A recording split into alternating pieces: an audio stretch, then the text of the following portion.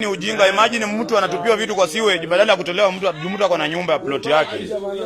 Hiyo haifai. Hiyo mchezo. Imagine mbona wasimchukulie hizo vitu waweke mahali pazuri?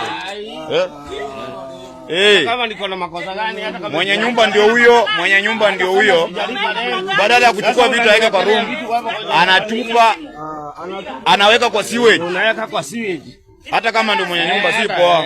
Si poa. Hapana, hiyo si poa. Si poa. Mungemwambia tu ama mungemwekea mahali pazuri aende. Kwenda ni sawa. Buda, tulimwekea pale. Kwenda ni sawa. Akaona yeye arudishe ndani na matusi mingi. Sasa imagine mnamtupia kwa sewage hata kama sio msaidie. Mungemwekea pale. Hiyo si poa. Kwani anadharau? Hiyo si poa. Hiyo. Chambe usijali. Na hiyo mlango. Haina shida. Kwa nini ndugu yake alikufukuza hivyo? Hiyo si poa hiyo. Sasa mnafanya nini sasa? Hata kama mtu ameshinda kulipa rent, mbona mnamtupia kwa sewage? Mnamtupia kwa sewage kwa nini?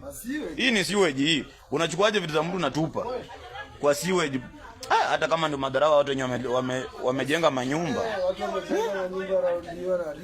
Akishua lini maisha gani? Sasa hata kama imagine venye anamfanya. Sasa unatupa kwa sewage, ungetupa tu mahali pazuri.